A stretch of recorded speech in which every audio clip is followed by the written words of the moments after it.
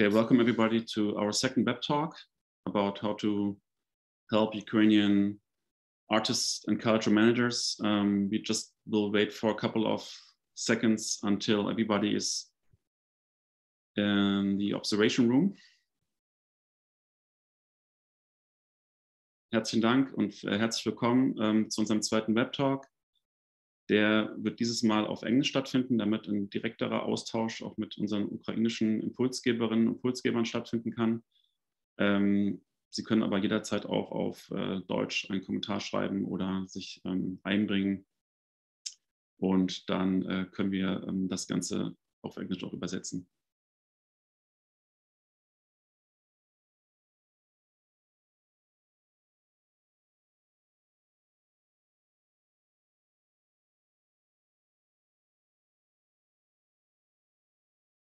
Ich warte noch kurz, weil es immer ein bisschen dauert.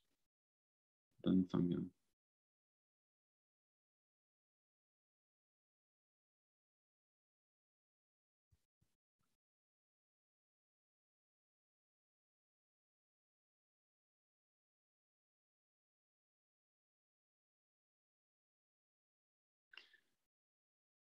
Okay. Let's start. I'm sure that many people will join later on, and we also got a lot of emails that people want to participate, and but they didn't have time, so I'm sure they will watch our YouTube video later on. We will share the link, and yeah, let's start with our second web talk. I will open my window to give a little introduction.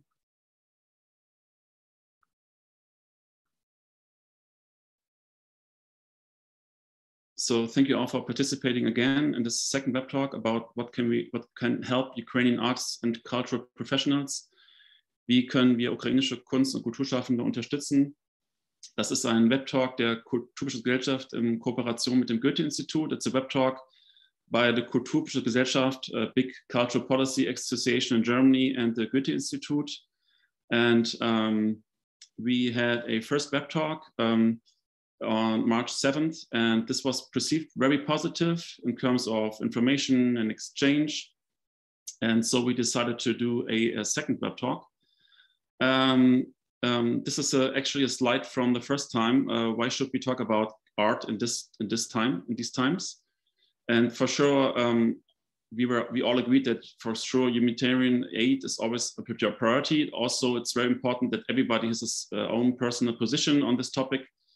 And but this web talk actually is supposed to focus on what we can do as cultural workers, as people from cultural administrations, from the field of cultural policy. And for sure, as we could see in the last weeks, culture is still important. So it's very important that we also focus on the situation of artists and cultural managers in Ukraine, but also on the people who fled Ukraine towards Poland, for example, or Germany. So this is our focus. And first of all, it's still about understanding, because for many people in Germany, Ukrainian culture is still a very new topic, because up to the widening of the war on February 24th, for many people, Ukraine was not really in their focus. And we also for example, in Germany, didn't perceive a lot of information about Ukraine. So it's still about understanding what is going on. It's about exchange, listening. But after we have the presentations from Ukraine and direction from Ms. Linke from Frankfurt am Main, we will have the possibility to ask questions and also to discuss certain questions who are important for you. And for sure, it's really about what can we do, what can be done to help people in this situation. After the input, you have, as I said, the possibility to ask questions and to react. If you want to do that, you have to raise your hand, your Zoom hand, the yellow hand, and then Mr. Sievers from the KUPOG will give you the floor, and you will join us in this on this podium. If you do that, you are agreeing that your input or your question is recorded, because the whole web talk is recorded and published. So if you do join us, you are actually saying, yes, it's okay for me. You can, but if you don't want to do that, you can also use the chat and ask questions via the chat. And very important, be very respectful with each other. Always think about the context and be on the point, because we don't have so much time today.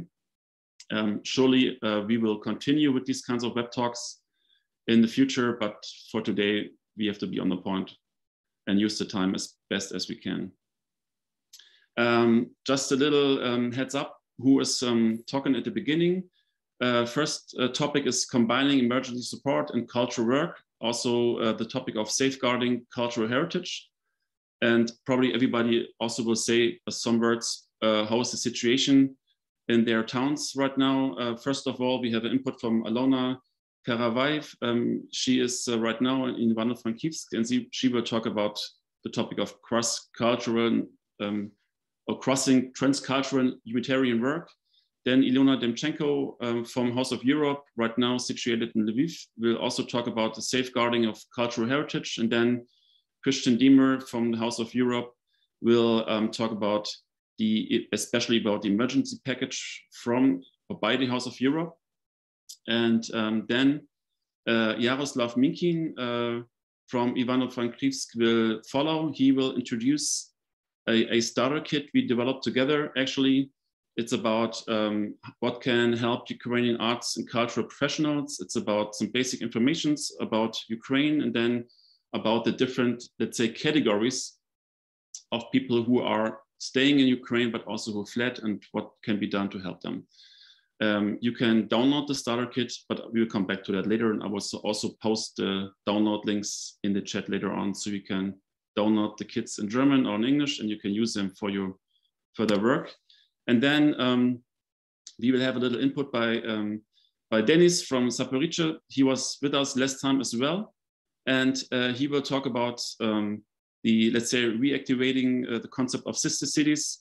Actually, that's something which has been discussed a couple of times within the last weeks, because we have some cities in Germany who have sister cities in Ukraine. I think it's 31 cities. And some of them are very active, like Munich and Kyiv, or Nuremberg and Kharkiv. But some of the partnerships are not so active. And as you can see, it's only 31. There's potential for building up new partnerships. So Dennis will introduce this topic real quickly, and then I'm sure that we will have some sort of specific follow-up format within the next weeks to sort of go more into detail on this topic. And then, since our main target group today is German communities, German artists, German cultural managers, cultural politicians, Sybille Linke from the cultural department of the city of Frankfurt, from the administration, she will have a direct direction on what the others will have said until this point. And because for us, it's really important to bridge build, between Ukrainian artists, cultural managers and institutions and German communities, because on this level, I think there is a lot of potential to help and to understand and to react. So this is our program for today. And as I said, afterwards, you can ask questions. So I will close my presentation now, and I will directly hand over to Alona. And thank you, Alona, for being here with us and for starting this web talk with your contribution. Thank you. Thank you a lot for your invitation. I will start my timer not to speak too long, and thank you for all of the participating colleagues who are there. I would like to start with telling that from the first day of the invasion, I have felt a great wave of solidarity from other cultural institutions and private cultural managers in different countries of European Union and also in Germany. And I would like just to thank you for that and say like it's felt here, like all of the requests and all of the support. Let me start with introducing myself shortly and telling what is going on here, what we do in Ivano-Frankivsk already for cultural managers and artists.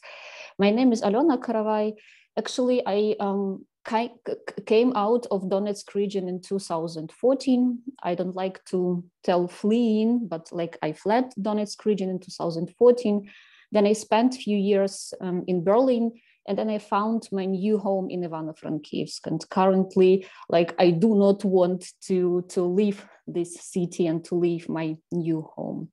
Here from Ivano-Frankivsk, I'm representing a family of 4 organizations. That's actually the mother NGO Insha Osvita, which is doing different cultural and educational projects. This is the small non-commercial gallery Assortimentna Kimnata here in Ivano-Frankivsk, which I co-funded, sorry. This is the residency house in Carpathian Mountains, Hata Maisternia. And this is also agency which is supporting non-mainstream artists, which is called Protoproduktia. And that's why, like, all of the activities I will be talking about are coming from these 4 organizations and from a big team standing behind that. Like right now, you could probably hear some noise or some voices here. I have found the most calm corner in the office because now we are triple crew as we are in the role here. We have many people here who moved from Kyiv and from other parts of the city and working now together with us. Since the invasion, we are working on different directions, like on 6, what I could count so far. First of all, on the 2nd day of the invasion, we started the program on evacuation of artworks and mostly concentrating not so much on cultural heritage, meaning the objects which are 50 years old and more, but on contemporary art, on local artists, on small grassroots galleries and so on the most vulnerable objects and artists who are like out of reach of museums and so on. And so far we could evacuate about 400 artworks in frames of this program. As a second thing, we have started here a residency in Ivano-Frankivsk and in our Hata Maisternia for the fleeing artists who, from different reasons, would like to stay in Ukraine. These are also male artists who cannot leave Ukraine, or also other artists who do not want to leave Ukraine from different reasons, but they are searching for a more or less safe place for their praxis. And we have now more than 20 artists working in Ivano and also in Hata Maisternia, creating new artworks, also reflecting about the war and so on. As a third thing, together with the Lviv Museum of Terror, we are working on the Museum Crisis Center and supporting museum workers in the first line in the eastern Ukraine and in southern Ukraine, those who are very close to shellings and who are like in real life danger. And in this program, we are mostly supporting private persons. Like we are thinking that first we have to save people, and then these people can save cultural heritage. And as for now, we could support more than 400 individuals in the cities, also like Melitopol, Kharkiv, Kramatorsk, and so on, all of the cities that you hear in the news, like we are in the contact with these museum workers, and about 40 institutions there. And point 4, we're working with artists with whom we were working as Protoproduktia before on presenting their works abroad. For example, we are working closely with Nikita Kadan, who yesterday left to Venice to present his works there, and these works were created in our workshop. Or we are also working with the crew working on the opera Chernobyldorf, which are also like addressing the Chernobyldorf topic and working on that they are coming to Rotterdam in any constellation they can come out of Ukraine. And number 5, actually, we are living here in lager of different goods.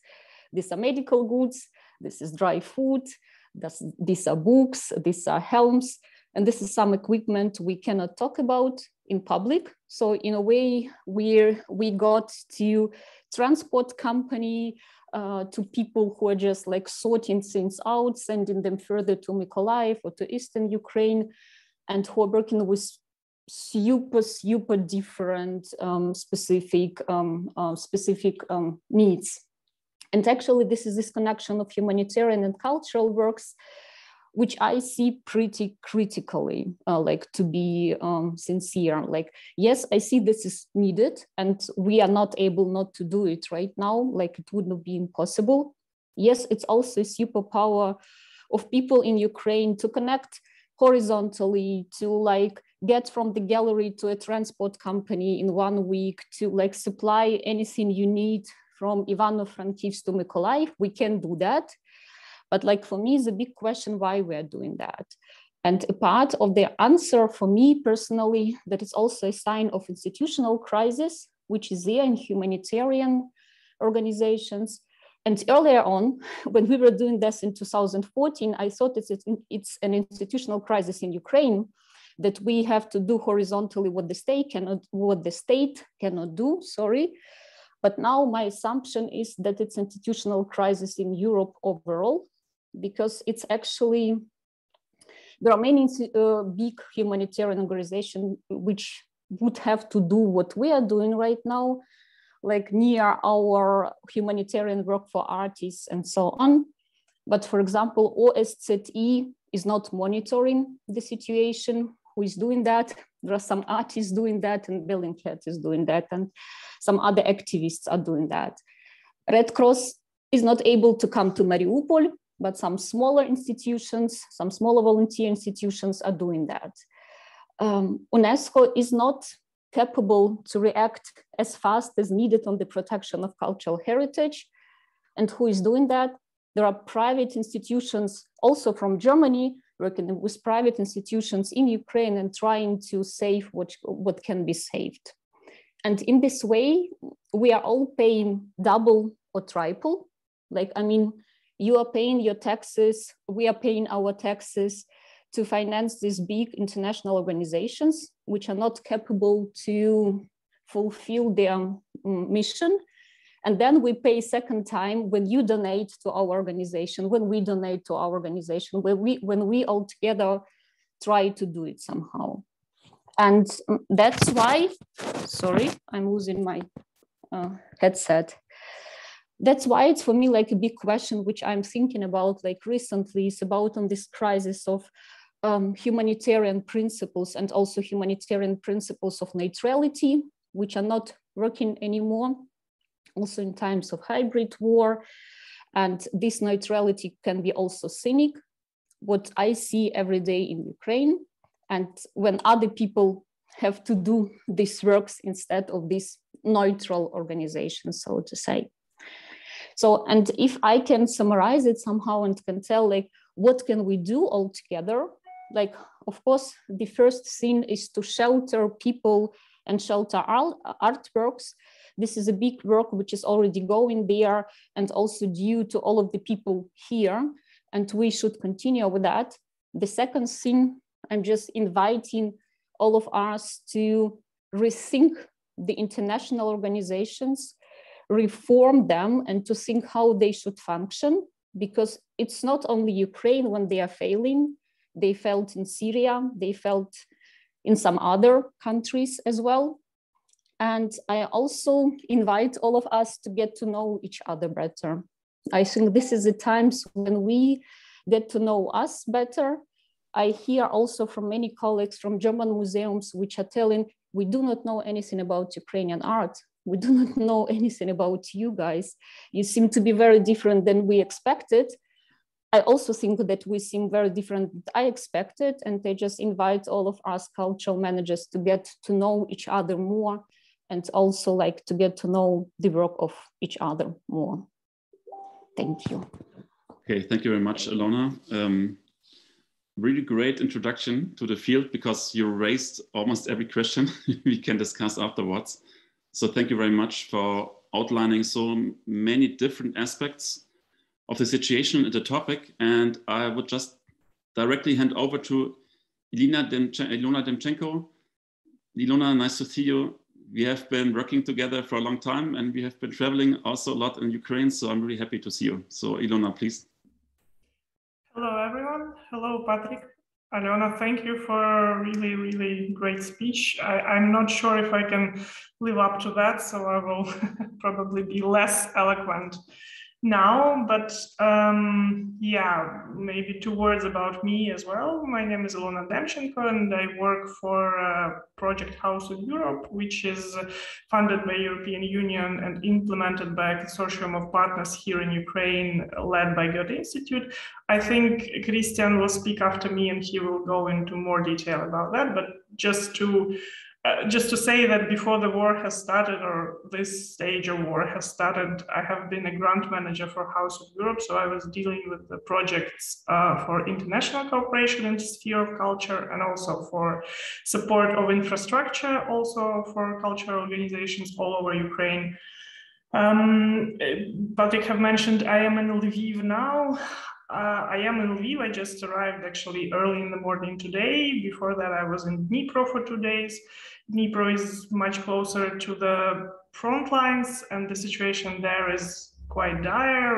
There were several rocket strikes when I was in Dnieper as well. Dnieper is full of internally displaced people that are arriving right now from Donetsk and Luhansk regions, which were asked, this oblasts, like this Gebiets in Ukraine, were asking all people who are non-combatants to evacuate, and all these people are trying to evacuate now through Dnieper. Dnieper is a major transport hub in this case. So yeah, we saw a lot of people like that, particularly people who were arriving from Mariupol, who managed to get out from Mariupol. This is really very difficult to see how catatonic these people are. I have been staying in Lviv most of the time, and in Lviv, of course, the situation is much safer, although we had rocket strikes here as well. One actually 500 meters from the house where my relocated parents are living currently. So that was also a certain experience. But basically, speaking of Lviv, I just want to mention that before February, the population of Lviv was evaluated around 900,000 people. And right now there are 600,000 more in Lviv or around Lviv, people who have relocated from less safe parts of Ukraine. That in itself is a humanitarian crisis in a scale that Ukraine has not seen before, actually. And that's just one city in the safer part of the country. Speaking of what I was actually asked to speak about, the preserving of cultural heritage, this is, of course, a very big and difficult topic right now. Alona has mentioned the great efforts her institution has been carrying out to help safeguard objects of modern art. We, in our efforts, were to an extent more focusing, and that we still are focusing on the museums that are dealing with what is defined as cultural heritage, so objects older than 50 years. The main issue here is that most of the museums in Ukraine are state-owned and state-run, which adds a lot to any procedural question that can arise in this situation. Unfortunately, not to criticize the Ministry of Culture of Ukraine, but of course they did not come up with a timely, well-prepared and well-funded program of relocating of cultural heritage from the territories that are affected by war. No one really expected that. Probably, I mean, some people did expect, but nothing was really prepared. And right now, although, of course, we have already suffered horrible losses in this field, in Chernihiv, we lost several museums, particularly Museum of Maria Primachenko, which is very well known around the world. Many of the works, not all, but the majority of works were lost, and this is something that we will not be able to ever regain. Many smaller museums on the eastern part of the country were badly damaged. Actually, in Odessa, I just received a call on Friday saying that one of the rockets landed immediately between two biggest Odessa museums, which are situated on one street. So all of this means that this need is really huge, and I am quite happy, if I can be happy in this situation, I'm quite happy that we as an institution were able to help at least a little bit with that, because when the active warfare started, we received first a request from a museum in Odessa, actually, The request was basically saying that the government is too bureaucratic and too slow in order to help them with anything, and they need funding to secure what they still can secure. Luckily, we were able to quite quickly develop a procedure how to help with that. So we, for now, already funded relocation, or in case where relocation is impossible, just safeguarding, like packing and moving to some safe spots, for 19 museums in several regions of Ukraine. That would be Odessa region, Donetsk and Luhansk oblasts, actually, which that is particularly critical and may really make a huge difference. We were also working, and are still working, with two big museums here in Lviv that serve as a hub and that receive the artworks that have been relocated from eastern part of Ukraine. So we support them. We support them both on safeguarding their own collections, because we actually don't know if the war is going to move further here to western part of the country, even if it doesn't, like the ground war does not move, rockets still flying around very actively. And unfortunately, we know that the opposing side has a very outdated maps, and this means, and sometimes just no wish to kind of use military goals. So the risks here are also pretty high for things that are located in Lviv Oblast. So here, like I said, we have two more partners that are working in that direction, and hopefully they will be able to safeguard what has been transported here. I know that Ivano-Frankivsk also is receiving collections from eastern part of Ukraine. I know that Zakarpattia in general, some other smaller cities are also doing the same. Right now, we are still hoping that we would be able to help to relocate museums from Dnipro, from Poltava, and basically also from the eastern direction in general, because we are seeing, as you are seeing and everyone is seeing, that now the main kind of theater of war will be moving to east and south. So this would be our main kind of angle to try to help. We still have money for that. So if any of Ukrainian museums by any chance are listening to me and you have something that we could kind of help with that, please reach out to me. There is a House of Europe website. There is my email. Please email me. I think briefly that's what I wanted to say. Thank you for listening. And if you will have any questions further on, I will be ready to answer. Thank you, Ilona, for your impressions, and also for giving us some information what people can do. I will post the website in a second so people can reach out to you if they want to. And right now we're just collecting, and so I will directly hand over to Christian. So thank you, Christian, for being here again, and I just give you the floor. Yeah, thank you. I mean, I would just follow up and embed what Ilona has said in the larger picture of what else the House of Europe and the Goethe-Institut are doing.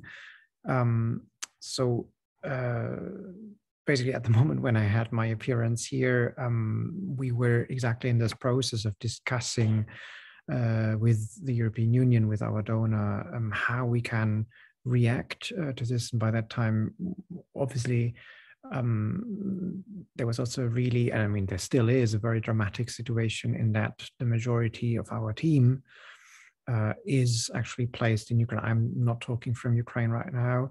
Some of our colleagues also have left the country, but the vast majority is still in there, which is of course dramatic. And then at the same time, also a precondition for the fact that we can actually stay active in the way as we are active now, that we try and directly respond to the needs that are basically being carried to our colleagues that have the close connection to civil society organizations on the ground, doing the things that need to be done right now.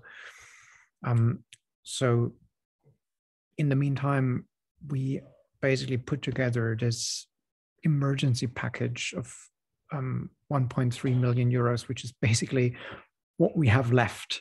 House of Europe was a large 12 million euros project, but it's already in its third year. So a lot of money has been used on conventional projects, bringing Ukrainians and EU cultural actors, civil society actors together and in cooperation with one another. So basically the EU really encouraged us to say, okay, it's all in for you now, and you can radically adjust. And this is what we did in different directions. We also have one line where we are actually ourselves providing emergency support, in that we purchase certain goods that are very much needed right now, humanitarian goods in the broader sense, also even items for personal protection of our partners, of civil society actors. We offered to all the people that we have been working with and that have received money from us in the past to use those funds in any way that is needed right now to cater to the situation that they find themselves in. Like that could be for evacuations, that could be for purchasing the goods that they now need to get along, that could be for relocation. And then we also dispersed sort of emergency stipends along the broad network of our House of Europe alumni, people that we have been working with so far.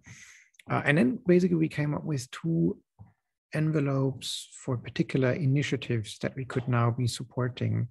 One of them is the envelope that Ilona has just described, where we on a rolling basis award grants to those organizations that actually take care of the safeguarding and evacuation of cultural heritage. And the other one is where we are monitoring what other civil society initiatives are actually ongoing. And this is, of course, pretty challenging because there's so much going on, and it's really tricky to identify what basically is a match with the type of support that we can lend. Because I mean, there is so much that would certainly deserve support of any of any scope and scale. And of course, our resources are also not unlimited. But basically, we are trying to really identify all the acutely relevant initiatives and then lend them a hand with unbureaucratic funding. In general, like we, the EU and probably also not the Goethe-Institut are considered the least bureaucratic organizations, but we're really trying to be as quick and as low threshold here as possible in simplifying certain procedures that otherwise would need to be taken care of, because anything else would just, you know, miss the reality under which we are working now. And it's actually quite positive that the EU is fully recognizing this and is, on the contrary, encouraging us to go that way. And the EU has really understood that being quick and being close to the needs of people is what makes the difference, and is basically adjusting their support and what they want from us according to this maxim. And this actually this is really positive, and also makes it possible for us to act in the way that we are acting now.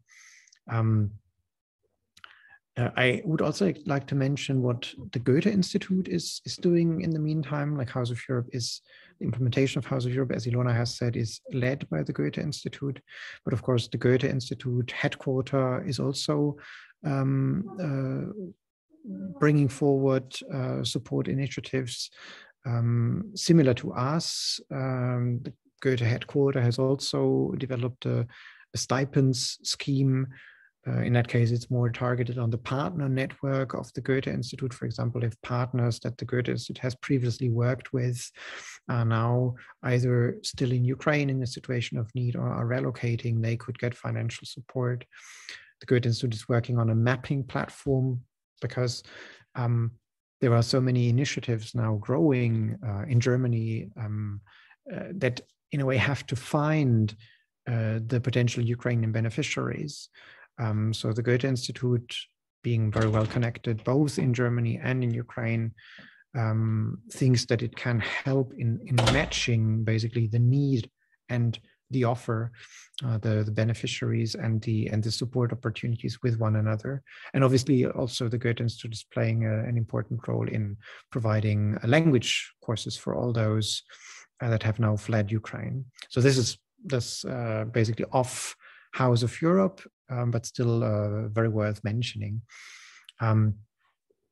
Basically, that's it for the larger picture. I think, I mean, this is all what I already underlined in the last web talk. I think it's important to understand that there needs to be a certain job sharing between those that are on the ground and those that are more focused on those that are not on the ground, and basically help, for example, the refugees or those that have left Ukraine behind.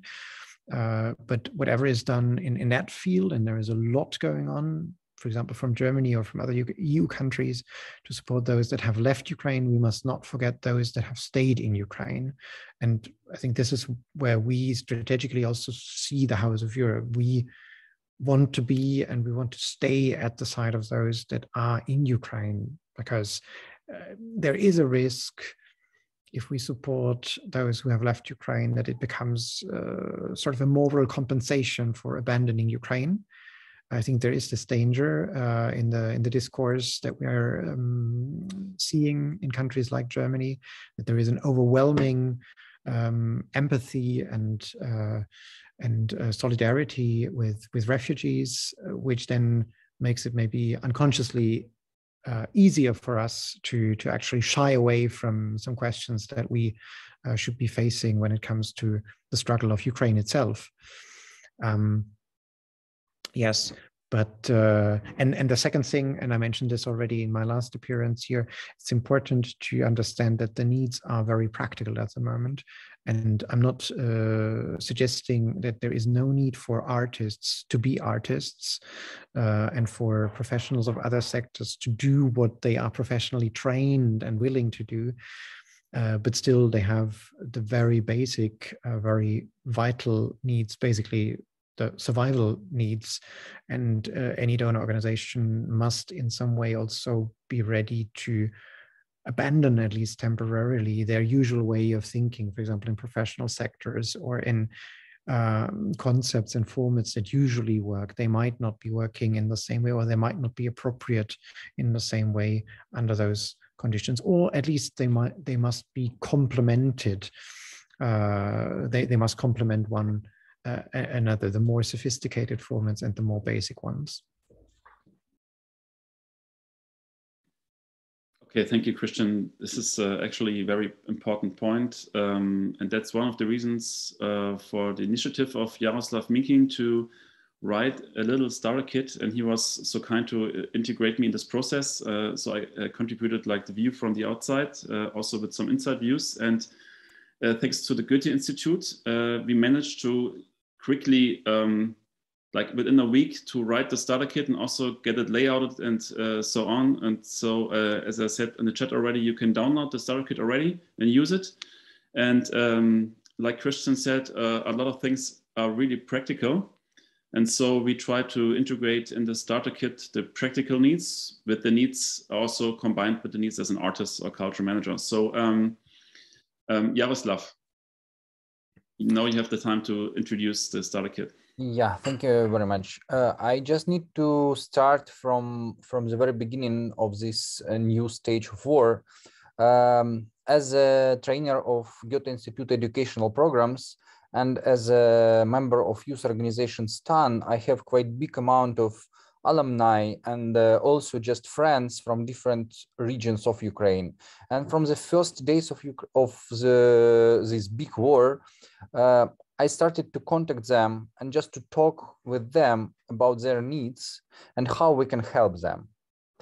And also I was invited in two panel discussions in Switzerland about cultural needs of cultural and arts professionals. And I received lots of questions, and it was more about how, for example, to support institution in Ukraine that works with arts and culture. And I'm sure that Alona, Karavai, and Ilona, they have a very big practical suggestions, and I'm sure that they will share it later. But I want more to focus on what is needs of people, and we tried to explain this in our practical kit. Patrick, Föhl, me, and Maria Wyszecki from, she's also an artist from Donbas region. We decided to understand and also to resync requests of these people in this very short, but I hope practical started kit. And there are some facts about Ukraine you need to know before you starting to work with Ukrainians, and of course with Ukrainians who are working in arts and cultural sphere, especially in small cities. We identified at least four different groups, different situations where people are now. And the most challenging for me is how to work with people who cannot or do not want to leave.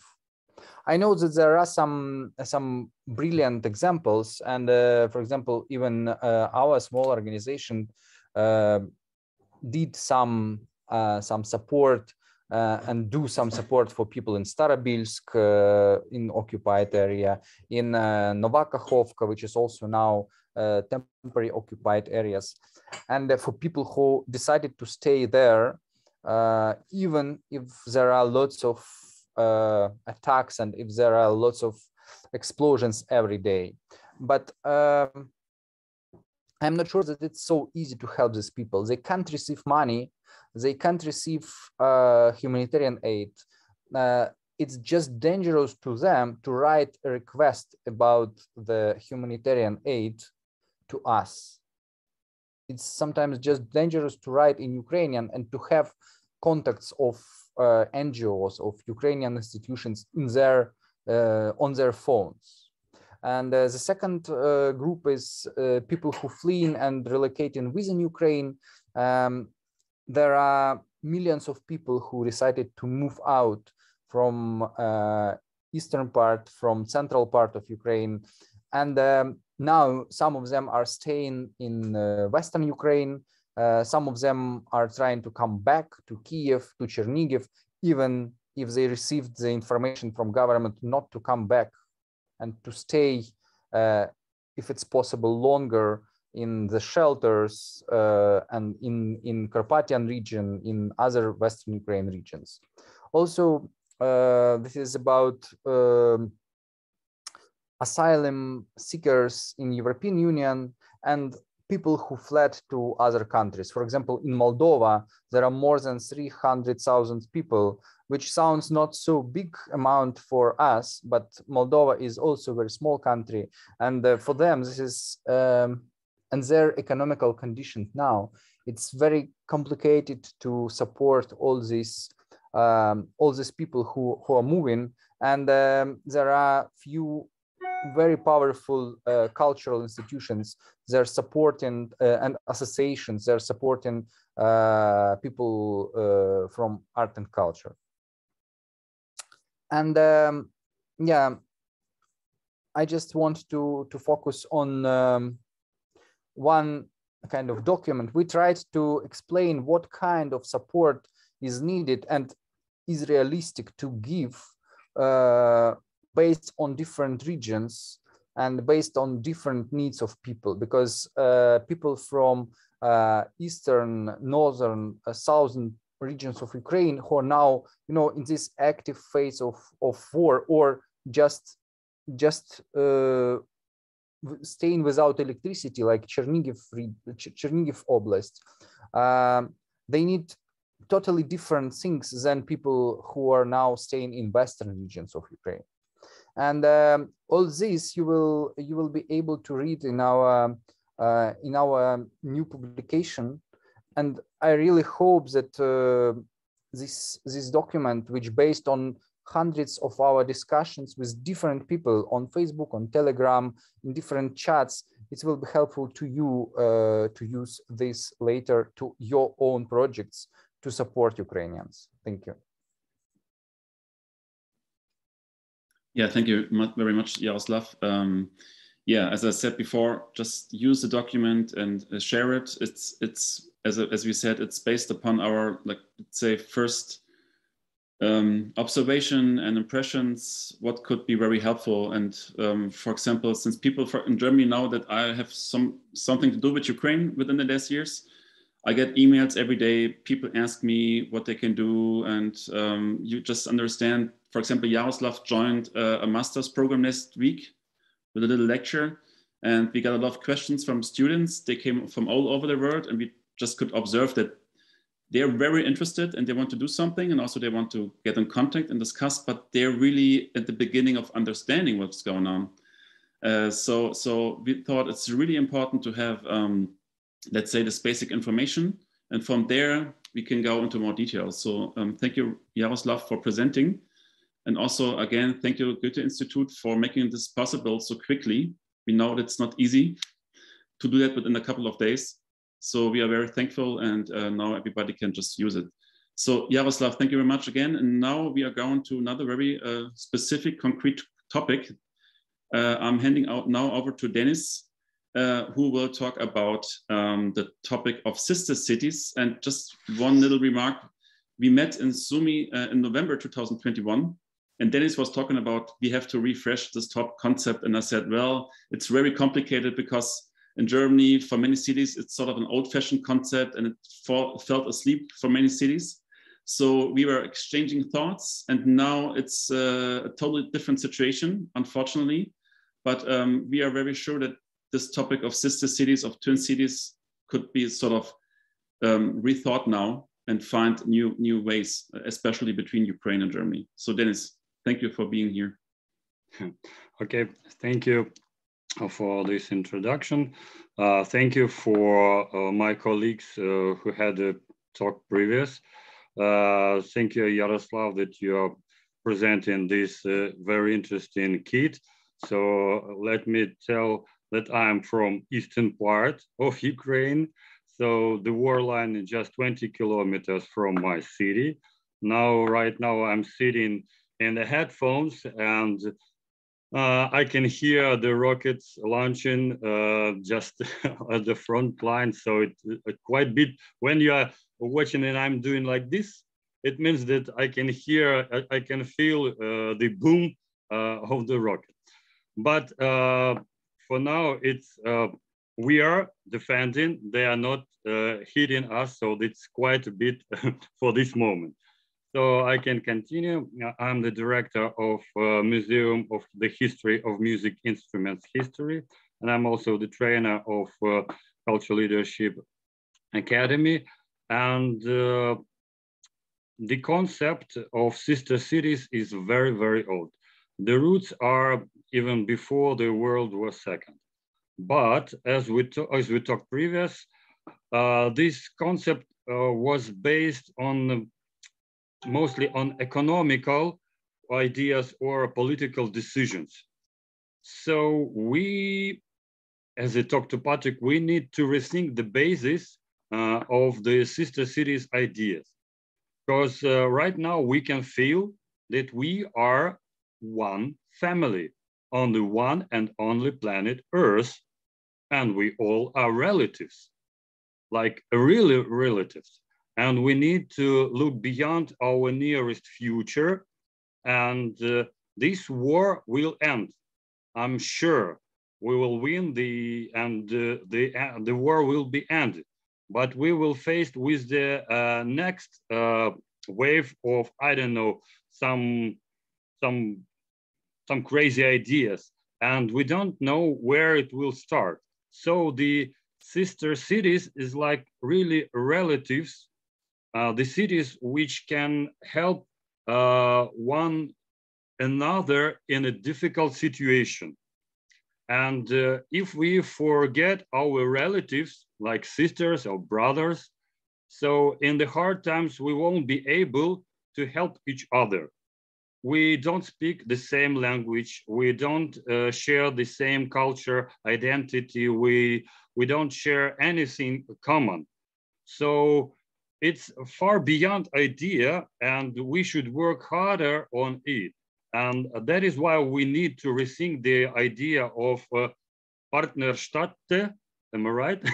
Partnerstädte, sister cities, места побратимы in Ukrainian we called. So right now, for example, more than 4 million of Ukrainians left the Ukraine. And we start a really real grassroots integration into the Europe family. The children, the young children, and the young children which left for Europe, they will back someday after the war, and they will be growing with the connection of their young, the same age children. So for this time, they can start with the culture projects. Then they can be business partners or any other idea. But the idea of sister cities which can help each other in very hard situation is very important, wichtig. For example, Zaporizhia had two sister cities, Oberhausen and Magdeburg.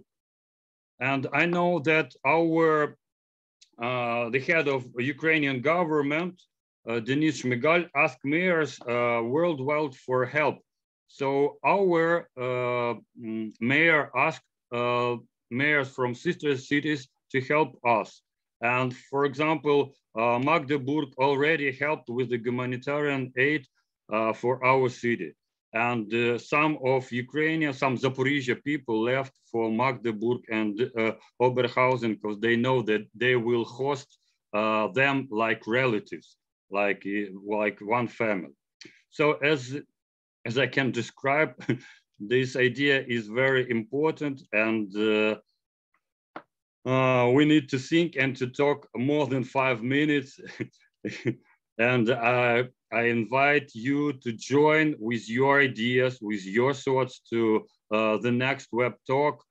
Follow the Patrick Föhl for updating of this idea, and to the end, I can share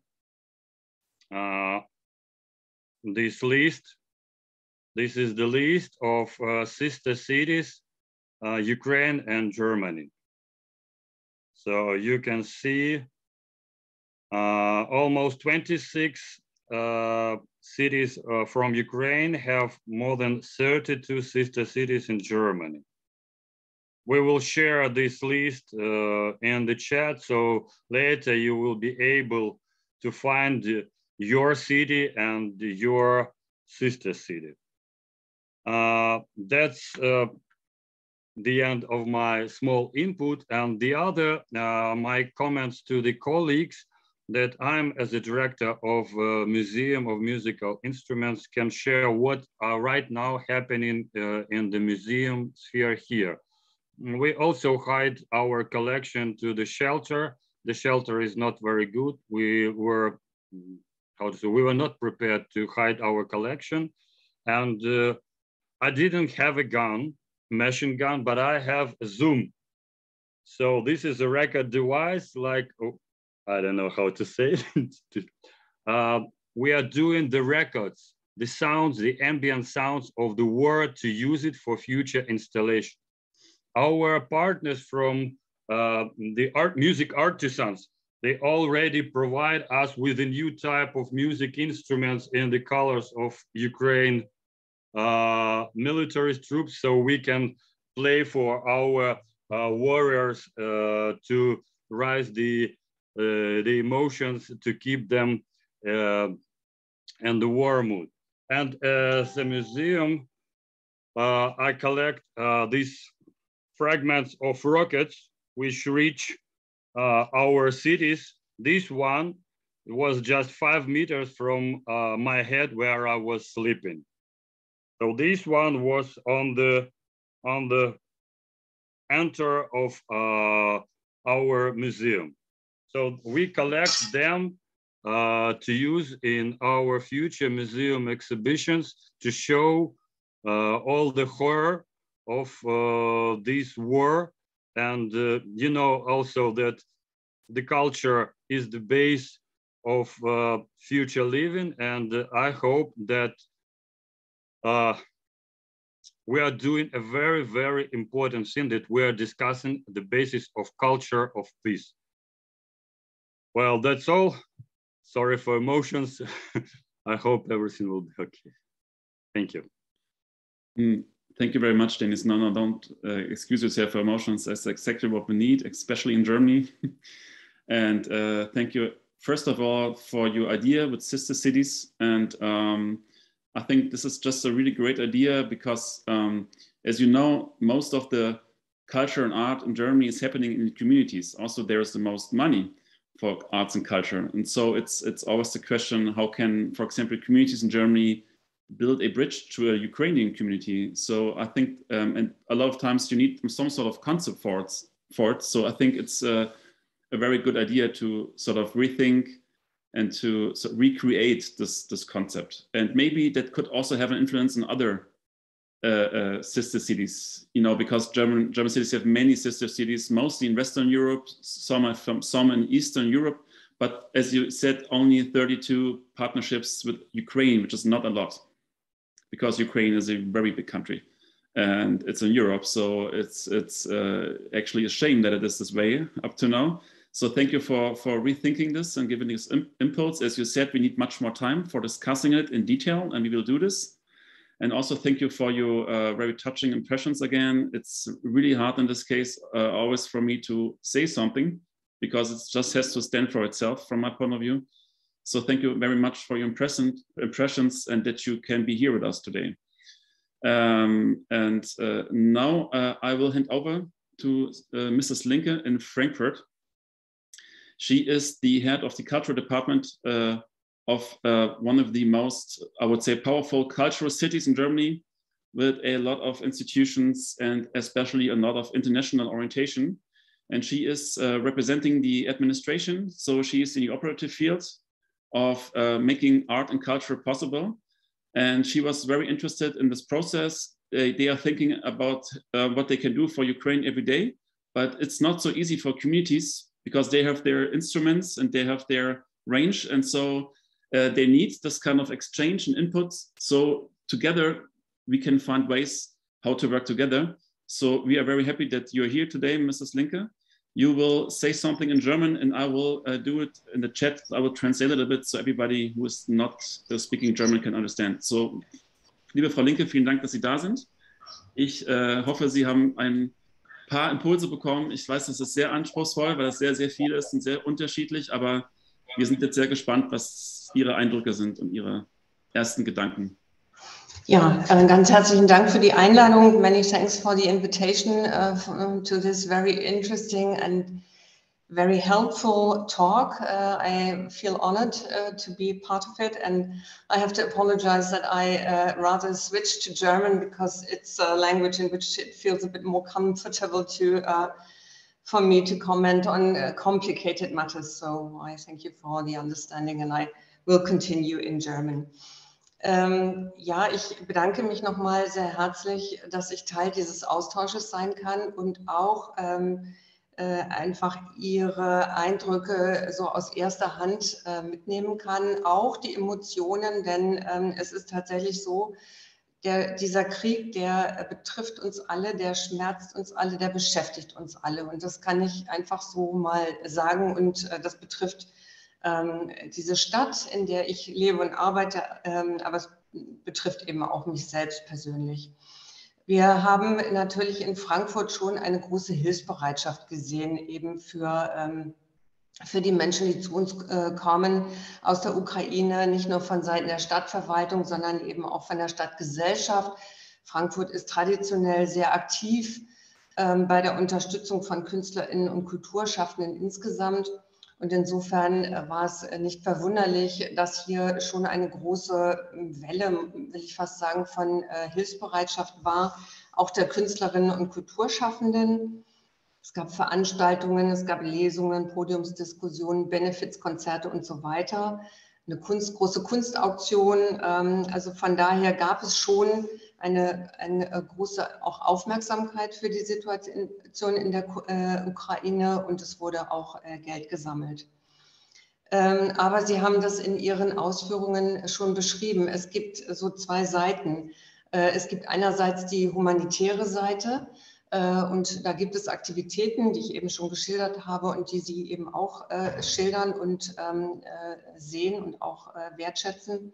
Aber es gibt natürlich auch wirklich die Frage oder die Fragen, die Herr Föhl nochmal eben vorgetragen hat, nämlich sozusagen auch aus fachlicher, kulturfachlicher Sicht, was können wir insbesondere natürlich aus dem Blickwinkel einer Kulturverwaltung einer großen deutschen Stadt tun, wie können wir helfen, was ist das, was auch gebraucht wird. Und insofern bin ich erstmal sehr dankbar, Teil dieses Austausches zu sein, denn es ist tatsächlich so, wie Sie alle gesagt haben, wir wissen sehr wenig über Ihr Land und auch über die kulturellen Aktivitäten, die es dort in großer Zahl gibt. Deswegen ist es schon wichtig, überhaupt mehr zu wissen über Ihr Land und auch über die aktuelle Situation, in der Sie sich befinden. Deswegen finde ich es toll, dass es dieses Starter-Kit jetzt gibt, weil es wirklich sehr konkret nochmal Aufschluss gibt darüber, was benötigt wird und weil es auch differenziert. Und das finde ich auch sehr wichtig, nicht wahr? Dass es unterschiedliche Bedarfe gibt und das finde ich sehr, sehr hilfreich. Wir versuchen natürlich auch hier in Frankfurt uns zu fragen, was können wir tun? Wir werden noch diese Woche einen Austausch mit den Leitungen unserer städtischen Museen organisieren, die natürlich dann ihrerseits wieder sich überlegen, was können wir für die Menschen tun, die aus der Ukraine nach Frankfurt gekommen sind, was kann es da für spezielle Angebote geben. Und wir sind außerdem dabei, und das betrifft jetzt tatsächlich meinen Wirkungskreis insbesondere, wir sind dabei zu prüfen, ob wir ein Arbeitsstipendium, was wir ohnehin in einem Artist-in-Residence-Programm ausloben, quasi jetzt ganz spontan ausweiten und 3 Künstlerinnen und Künstlern einen Aufenthalt in Frankfurt ermöglichen für eine gewisse Zeit. Das ist das, was wir gerade prüfen. Deswegen ist es noch, sagen wir mal, mit Vorsicht zu genießen. Aber es ist tatsächlich das, für das so ein Austausch auch sehr wichtig ist. Denn Sie haben ja gesagt, es gibt ganz klare Notwendigkeiten, humanitäre Hilfe zu leisten, aber es gibt natürlich auch die Künstlerinnen und Künstler in ihrer Professionalität und die hört ja nicht einfach auf, sondern im Gegenteil. Ich denke, Künstlerinnen und Künstler sind ganz besonders damit beschäftigt, auch das, was passiert, in ihrer Art und Weise sozusagen in künstlerische Formen auch umzusetzen und so auch der Welt einfach zu zeigen und zu sagen, was los ist. Ja, und dafür brauchen wir die Künstlerinnen und Künstler auch. Und ich hoffe sehr, dass sowas funktionieren könnte, so ein Arbeitsstipendium, was dann eben auch vielleicht der kleine Anfang für weitere Aktivitäten sein könnte. Denn das, was ich mich gefragt habe, ich freue mich, hier teil zu sein. Ich bin dankbar, Sie kennenzulernen und über Ihre Situation mehr zu erfahren. Aber ich frage mich natürlich, was können wir auf kommunaler Ebene tun, nicht wahr? Sind ja unterschiedliche Ebenen, auf denen agiert wird und agiert werden muss. Herr Diemer hat das nochmal beschrieben, was das Goethe-Institut macht, was sozusagen ja auch die Europäische Union macht. Und da ist natürlich wirklich die Frage, was können Kommunen leisten? Und da hat Dennis Vasyliev ja schon einen sehr konkreten Vorschlag gemacht, der, glaube ich, schon auch sehr wertvoll ist. Und ich kann Ihnen nicht versprechen, dass Frankfurt eine ukrainische Partnerstadt haben wird, aber ich kann Ihnen auf jeden Fall zusagen, dass wir dieses Thema mitnehmen aus diesem Talk. Dazu gehören ja ganz viele Ebenen, bevor so etwas in die Wege geleitet werden kann. Und ich könnte mir vorstellen, dass so ein ganz konkreter Austausch auf Arbeitsebene ein erster Schritt sein könnte. Was ich eben auch interessant fand, und das habe ich auch gehört, ist nochmal das Thema Netzwerke. Netzwerke knüpfen, die vielleicht dann auch für die Zeit nach dem Krieg, und ich bin auch 100%ig sicher, dass dieser Krieg irgendwann vorbei sein wird, aber wir wissen eben nicht wann. Also dass wir Netzwerke jetzt schon knüpfen, um sozusagen die Situation nicht nur zu begleiten und akute Notsituationen jetzt in den Blick zu nehmen, sondern tatsächlich einen Weg finden, auch späterhin in einem kulturellen Austausch zu bleiben. Also ich glaube, das ist das, was ich hier am stärksten wahrnehme und eben auch, glaube ich, mitnehmen kann. Mal ganz abgesehen davon, von ganz konkreten Bedarfen, die jetzt auch in dem Starter-Kit und auch durch das, was Sie gesagt haben, nochmal ausgesprochen wurde. Ja, viel mehr kann ich jetzt aktuell gar nicht beitragen, außer dass ich mit sehr offenem Ohr und offenem Herzen hier sitze und natürlich jetzt auch das, was Sie sagen, mitnehmen werde in meine Zusammenhänge. Aber ich denke, dass dieser Web-Talk ja auch einen größeren Einzugsbereich hat, nicht wahr? Es werden sich mehr Menschen daran beteiligen, an diesen Ideen, an den Gedanken, die wir hier miteinander austauschen. Und ich hoffe, dass das auch dazu führt, dass wir noch besser, gezielter auch helfen können und auch vor allen Dingen ein Verständnis für Ihre aktuelle Situation entwickeln können. Soweit erstmal von mir. Okay, thank you very much, Mrs. Linke. I wrote down some of your key points in the chat. I mean, you can have a look if I missed something. I think this is already very helpful, and it's also already very promising. I mean, I think it's a great idea with the artists and residency program to open it up, or to try to open it up for Ukrainian artists. I know that you already, reached out to look if it's possible and if it's makeable. So thank you very much for that. And also, I think it would be very great if you would participate in an exchange about the sister city concept. Maybe it doesn't have to be this formal partnership in the future. Maybe we can also find other ways of working together, but surely have still a strong partnership. So thank you very much, everybody. As you can see, and also as Mrs. Linke outlined, it's a huge spectrum of topics, and I think it's still complicated to sort of steer through it. And still, I think comparing it to the first web talk, it's getting more clear what everybody, if she or he wants to, can do in their range. So it's getting at least a little bit less cloudy and more clear. So thank you very much for all your impressions. And now we have like 25 more minutes for questions, and also maybe for contributions. And so let's see, there are 2 raised hands already. I think the first hand was from Paolo Neto. So please join our floor, and then you can ask a question or contribute your topic. So Simon, du kannst loslegen. Ich weiß nicht, ob du das schon machst, aber Simon from KUPOG will handle the questions or bringing people on the stage. Okay, he says it takes some seconds to do that, so we have to wait until we see Paolo Nito on the stage.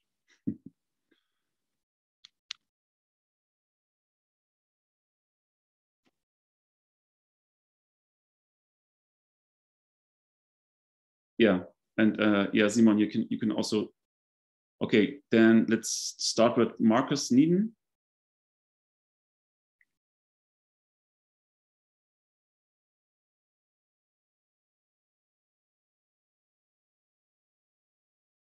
Here we go.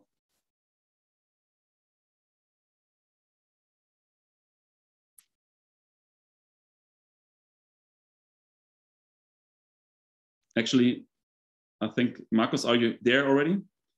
if not, I can say a word about Marcus. It's a coincidence. I did a coaching 2 weeks ago, and with Marcus, he's an artist, and he is actually very active, or he was very active in Ukraine, and he just wanted to share a thought and maybe also give some information about his work. So Marcus, maybe you have a question, and then maybe you can also say something.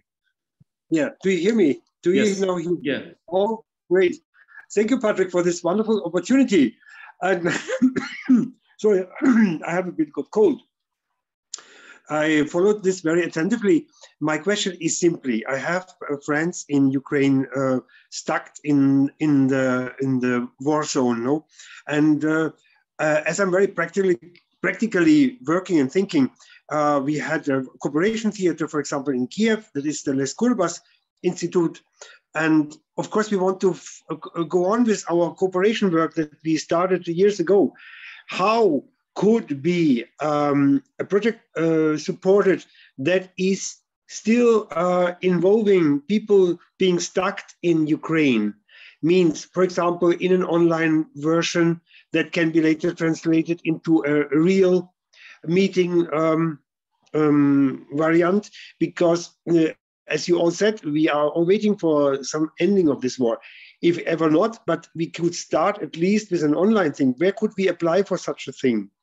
What could be the format? I mean, like the project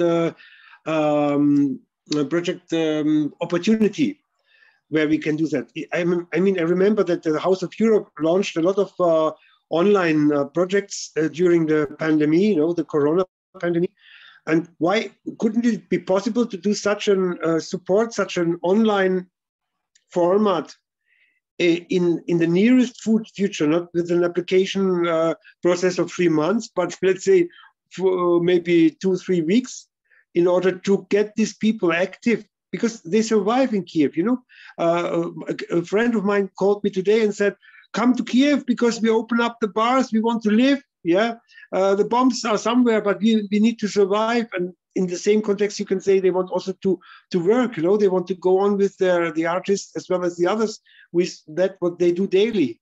You understand what my request, yes? Okay, thank you, Marcus. Who wants to answer? So the question is actually, how can there be collaboration and working together in this time between Germany and Ukraine? Yeah, exactly.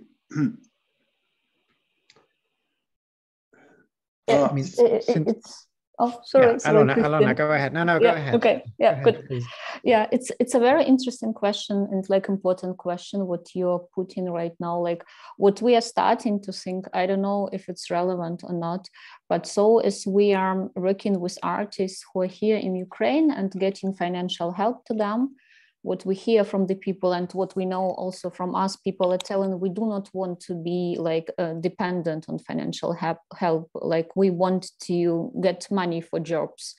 And what we're thinking right now are like creating online freelance jobs also for artists and cultural managers being in Ukraine so that they can get their money by doing what they do also professionally and not to be nicht angewiesen sein, not to be dependent on financial help, not to beg for the money when they can work, like when they can get these jobs. And this is what we are currently thinking of. Like I'm just sharing with you like our ideas we're thinking of right now. Yeah. One more moment. To make this clear, it is so far for me because it's like, you say this, but I'm not getting the real stuff out of it. Means you work on a format that can be implemented between Ukrainian and Germany in an online working together, or what? Did I understand you right, or not?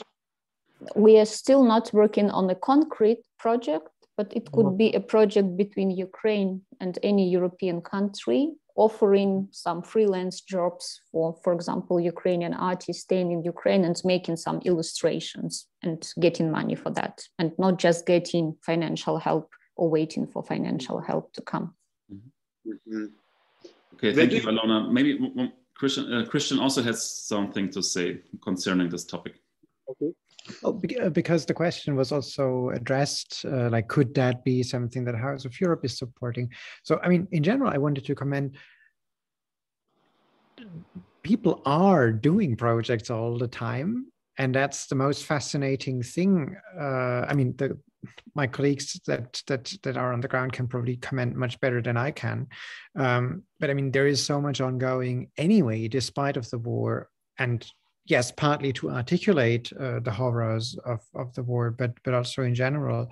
I think that's one of the most like breathtaking things about how resilient and how adaptive and how productive, despite of all the horror, the Ukrainian civil society and in particular Ukrainian cultural scene are.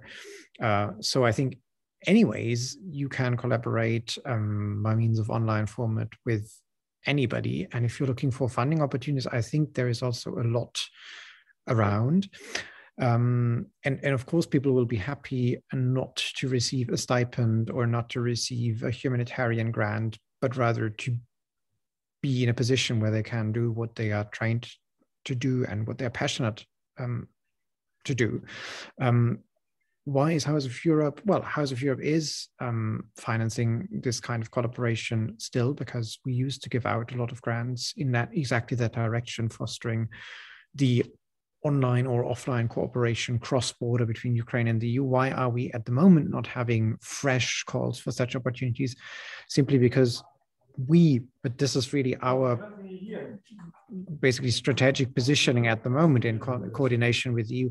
We believe that at the moment we should be focusing on even more immediate needs, such as keeping the people alive, keeping the artworks somewhere where they can survive,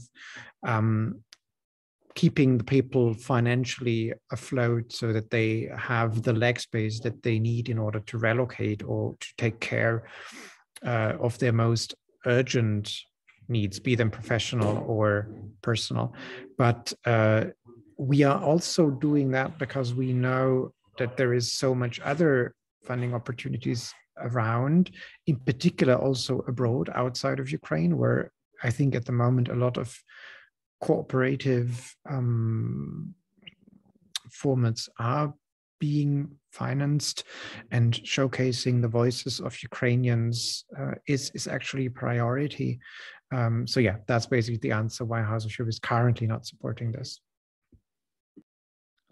Okay, thank you very much, Christian. Also, Dennis wants to add something to this question. Yes, as to the music sphere, there is a simple way. You just put the Ukrainian music into your playlist and we will get the royalties back just in a month. So if you listen right now the Ukrainian music, right now during the war, Ukrainian songwriters and musicians create a modern music about the war. A lot of Ой, Лузі, Колина, and other songs we've just created. We rewrote music, so just you can listen it on Spotify or Google Play Music or anywhere, and the international stable mechanism of royalty will be implemented. And so we are staying here to be creative in this moment. For example, as for me, I'm staying here near the front line to help people here, to be creative here. If I will left for Germany, I won't be so creative as I am here. So this is the other way how you can help us.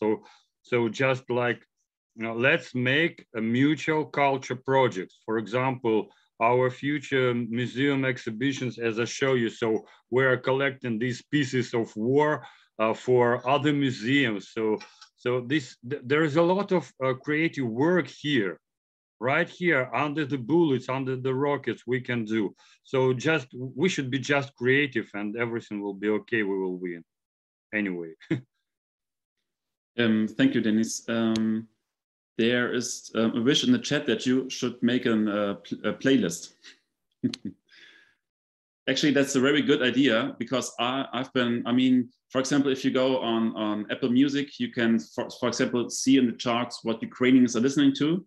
Some of it is Ukrainian music, some is just international or music from the US. So actually that would be very interesting to maybe create, maybe also for different genres, playlists. So it's easier for people to have an orientation. So that's already a great idea. Thank you. For example, if it could help if the president of the Federal Republic of Germany is going to organize his next solidarity concert in solidarity with Ukraine. Yes, actually, so he can find Ukrainians, actually, Ukrainian artists. Yes. Yeah, thank you for this, Christian. Markus, please. Just wait a moment, please. So thank you, Dennis from the war zone. Look, you musicians, you come together and you express yourself. Of course, it's the right thing to do, no? But what I am aiming, I'm now more coming from the visual artists side or the theater people. Why not give them also a space like that? I mean, they can stand together in the square and quote some famous words from some theater play. But what I mean is the encouragement to bring us together, no? Like not the Ukrainians under the Ukrainians and the Germans under the Ukrainians, but keep the borders open in that way. So there is the online variant, but there is, for example, also the possibility to travel close to the border, maybe in a safe zone at Poland side, and meet there and make an arts camp, yeah? An arts camp for some days, which is even in a pedagogical way very, very good for because of traumatic experiences. Yeah, I don't see the format that is given for that. In sense of, hey, people, come here, express yourself, do something together, because at the end we are all in the same situation. You get it? What I mean? You should read the starter kit from Yaroslav and Patrick about different ways of helping to Ukrainian artists. So your idea is good, but it's not good, for example, for artists from Zaporizhia and Dnipro. Maybe somebody from Ivano-Frankivsk and Lviv to go closer to the border is a really good way to organize something. But for people, for culture managers and people from Eastern Ukraine, it's impossible just to travel there. So we are staying here to support people from Mariupol, from Berdyansk, from other occupied cities, and we are trying to help them. And we cannot gather together because every half an hour we hear the rocket alarm, and we don't know where to hide. So you don't know where this rocket will hit. So that's another situation. So you can't get one decision for the whole Ukraine. Sorry. Okay, thank you, Dennis. Markus, maybe you can post your contact in the chat. So if anybody is interested in collaborating, he can or she can reach out to you. Oh, great. Thank you so much, Patrick. Just because you encouraged me to say something about me, just shortly. I have a huge experience about more than 15 years with cooperations or collaboration between Czech Republic, Poland, Hungary, especially Ukraine and Germany. And we implemented so many formats. And yes, for example, it would maybe help if some gets active, not with funding, but some private people get active and said, we can meet here and there.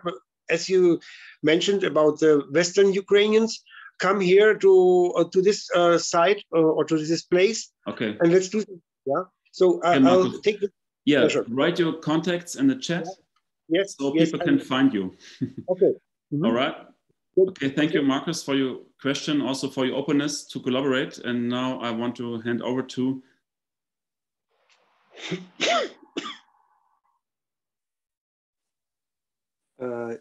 Can you hear me? Yes, we can hear you. Yes. Very good. I'm Lutz Freier from Kassel, Documenta 15th City Kassel, and I'm very thankful for your contributes. Special Alona, what you said, it touches me very, it touches and reaches my own thinking, how we are as artists survive in these times. And I want to invite you to pay attention to Hugenottenhaus.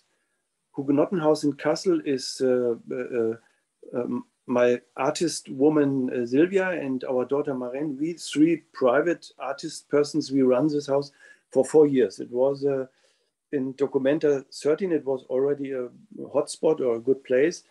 And we run this Hugenottenhaus with an exhibition called Erste Hilfe, First Aid. We find this title before Ukrainian war because we thought about what can art do in this time for climate crisis or these war zones all over the world. And so we find this title Erste Hilfe, First Aid, and invite 40 artists, very famous artists, not famous artists as we are. And now we changed our project after the Ukrainian war and invited Yaroslav Minkin and Masha just to be with us in the Hugenottenhaus project, and we just started collaboration. And I wish that you just pay attention at the Hugenottenhaus because we are not an institution. You know, the city of Kassel has give us little money, 5,000 euro, and we have to. This is cultural Kulturförderung. It's called Kulturförderung. And we are very thankful to get this money, and we give it to the economy to pay for Feuerlöscher. I don't know the word now in English, but I think you understand. But there's many friends of us support us. We are not alone. They are a very good friend of us. They support us, and it's so much possible because we are not in a slow institution.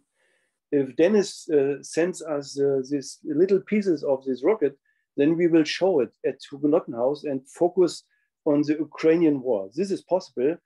And I hope that Yaroslav and Masha, who are all now part of the Hugenottenhaus project, that we can go further on, that we not start tomorrow. We start now and we don't know when finish. And you can support us just if you pay attention and be with us here in Kassel, because there will be so much focus in this year because it's Documenta 15 and many people will come and also see us in our little collaboration with Documenta and in further development of our project.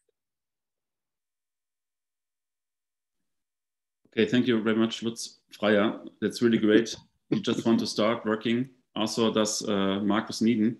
So I think it's just very important that we save this chat and you all share your addresses and exchange. And everybody who's observing today, here we have many contacts now to Ukraine, very different players from the cultural and arts field. And if you have an idea, I want to reach out, now you can, because now you have a picture and a face to it. And so it's very important that you find your own ways of getting together. If you have any ideas and maybe you don't know where to go or who to contact, you can always reach out to the Kupoge, to me. You can reach out to Goethe-Institut. So don't hesitate if you have any idea or if you want to get active. We have like 3 minutes left now, and we have no further questions except in the Q&A. There's some discussions going on, but I just want to give you all the chance for one last thought. Like, what is your observation of the day, and maybe a good wish? Yeah, so let's start with Yaroslav. Maybe what is your observation of the day, and maybe what is your contribution? Just a couple of sentences, and then we pass on to Ilona Demchenko. I'm sure, like after this big talk, I need to say that I'm sure that we still need to talk more about ordinary artists, like people who are really staying in Zaporizhia or in different other small or middle-sized towns in Ukraine, and that there are different opportunities, but also different perspectives. And of course, it is easier to contact well-known artists, but the biggest need is for those people who are staying, for example, in Kharkiv region, nearby Kharkiv. And when I asked them to come, I don't know, to Western Ukraine, they said no, because all bridges are bombed. there are no roads to come. It's just impossible. We can't receive money because it's no cash machine. You can go to ATM. It's nothing worked there. And when I asked, can we help you somehow because you're artist, you know, they answered me. The person answered me, sorry, but I'm in a privileged position because you know me as an artist, but there are lots of people who are staying nearby, yeah, in the same village, in the same town, but they even have no connections and no one are asking them how are they. And after that, I started to put people in contact in between each other, just to talk, just to show people who are now in occupied areas that they're part of civil society. And I want to share with you as a present the works of Masha Wyszecki, and you can download it for free and share it as much as possible. There are more than 40 different stories about Ukrainian culture and arts practitioners, and please feel free to share it and to talk about people who are still staying in Ukraine. Thank you. Thank you, Yaroslav. Yeah, Masha also contributed some pictures for the starter kit. So Ilona, maybe one last thought before we pass on to the next person. I think Yaroslav put it very well when he said that we need to talk more about this. And in general, I feel like we need to talk more about this situation, because from the outside, I still feel it looks a little bit different than it does look from the inside. There are, not to be harsh or anything, but it's way too early to say that we are in the same position. The positions are different. There are a lot of logistical, practical limitations to what could be done. Not just what Yaroslav has already mentioned about the connections, but even like the mobile connection is missing in a lot of parts of the country. And even people who can move around the country, they also cannot live freely if they want to. There are men of an age to serve in the army that are not allowed to travel outside. There are people who physically do not have any possibility to travel. There are elderly, weak people who are helping elderly and weak, who must remain where they are. And some of them are artists and some of them are cultural managers. And in order to reach out to them, it's a difficult task, and the solution probably we can only find if we look for it together. But for that, I feel like really more communication about this is needed, because there is a certain gap, you know, how things look here and how they look outside.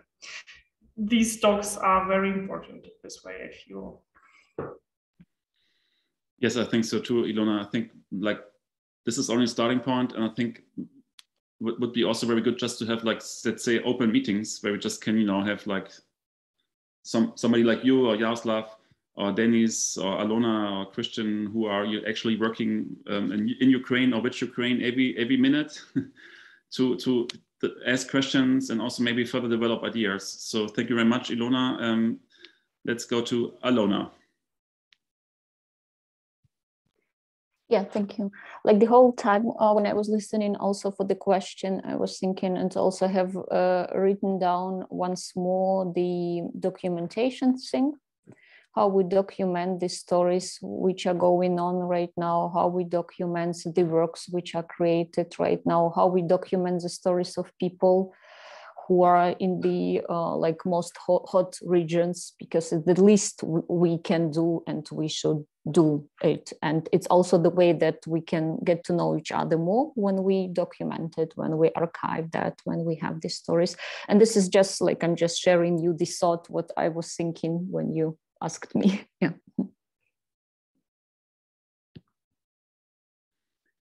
Thank you very much. Christian, please. Yeah, it's difficult. And my predecessors in talking, I think, have said very, very important things. Sometimes this kind of exchange leaves me in a way very, very, very humbled and like hesitant to say anything at all, because I also do feel that there is this gap between the reality that is unfolding in Ukraine and a lot of talking that is ongoing. And sometimes I really have this feeling that, and I don't want to close this on a too melancholic or ponderous note, but I have the feeling that there is this disconnect, and there is this there is a constant risk of missing the point and missing the topic, including all the work that we are doing in best faith and with best intention, and the only solution is to listen, right, to those people that have something to tell to us and have something to show to us. And us not listening to Ukraine has a very long tradition that dates from pre-war. Actually, one of the reasons why this war could unfold in that way is because we never listened to Ukraine. And we know so little about Ukraine, which speaks very badly about us. We should know, and we should have known more about Ukraine. So yeah, let's continue to have those talks, and let's use them in particular to listen rather than talking. Yes, thank you, Christian. Yeah, Yaroslav and I, we just talked about this morning when we exchanged about the starter kit. That is such a pity and such a shame that we had to come to this situation that now people are starting to ask questions. And about this, I mean, we have seen this many times in history, and it's just repeating itself. And that's the very sad thing about this. So thank you, Christian. And now let's go to Denis. Thank you for your thoughts, dear colleagues. And I want to say words to those attendees who want to help. Help our children who are already in German. So as my pupil, as my students which are already in German. So I'm a teacher in the school, and most all of my students left abroad. So help them to establish new culture connection. They are our future. They are our future. We're standing here for our mutual peaceful future. So if you will give a share of your attention and help them to make friends among the same age German children, so it will be the very powerful background for our safe future. And the other thought is that when you are helping one of artists in Ukraine, it's like a chain, and you make this chain more powerful. So if you help like a caricaturist here in Zaporizhia, so he will draw good pictures. These good pictures will keep a good mood for other people. If you help musicians, they will write a new song, a new music, and it will also give a more power to other people when they are listening and they are understanding that they are fighting for a better future. So talk and help as you can. So this chain will help to fight, to stand, and at least we should win this war and start a new way of culture communication between not only Ukraine and German cities, but between other countries. So we should rethink the basis of our culture future. Thank you. Thank you very much, Denis. Mrs. Linke, maybe you also want to add something at the end. Yes, thank you very much indeed. I myself find it very difficult to comment on this, because I feel very much the difference between being outside and most of you being inside. And of course, it's a completely different perspective. And of course, when we think about this grant for 3 artists in Ukraine, it feels strange for us, you know, because we know that there are so many needs, and we don't know whether this will be an answer for these needs. And but it's one little thing we try to think of and try to develop. And I'm very happy to, in spite of all the horrible things you now have to experience, I'm very happy and grateful that still there are artists and there is art to work on this situation and to document the situation, as Alona said, and to keep it. And art also makes networks. So I really believe in this, and I believe in this networking. And I think it's, for us being outside, it's one of the only chances we have actually to stay in touch, and art helps us to stay in touch. That's what I would like to say. Mm-hmm. Thank you very much for your final words as well. Yeah, it took us a little bit more than 90 minutes. I think it's okay for everybody. As we could see and feel, it's just a starting point. And as you said, Mrs. Linke, it's about networks. I have the pleasure and the honor to be in the network since many years with people from Ukraine. Therefore, I slightly start to understand some of the things. And I'm just very happy that we can still actually live and use this network now, even if it's for this very awful situation. And that also gives me hope. And also that if I mean, the very awful thing for me is that we just started to sort of think about the next step before the widening of the war started. Because we were actually talking about how can we bring this, for example, transformative power, this positive power from Ukraine to Germany, for example. So I'm still thinking about this way, and maybe we shouldn't because we don't know when the war will end.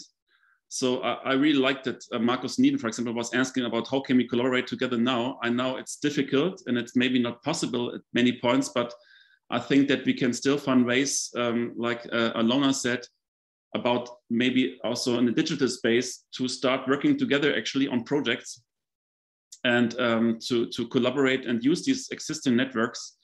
And that also makes me a little bit happy at this point. And I'm looking forward to do that. And I'm also looking forward to now use all these ideas and all the people who want to support to go into more detail. So I think next time we should meet to more precise questions, going into detail, like with Dennis, about sister cities, or about, as I said, misinformation campaigns and stuff like that, and other themes who just came up today. So thank you everybody for participating, especially the people here contributing their stories and ideas. I wish you all the best, like last time, and I hope to see you all soon. Thank you for listening to the audience, and don't hesitate to contact everybody. Everybody is very open for questions and collaboration and information, and use this starter kit and spread the word, because it will help people to get a first glimpse of what Ukraine is. And then maybe people get interested to go more into detail. So, and also Dennis, you have to share some playlists so people can start listening to Ukrainian music. That's very important. I think a lot of people would like to do that. So help them to do that. Okay, everybody, thank you very much. Thank you, Goethe-Institut, for supporting this web talk, and also to the Kulturgesellschaft who hosted this web talk again. Thank you to Simon Sievers in the background, managing the web talk, and to all the others involved. And have a nice evening, everybody. So bye-bye, and thank you very much.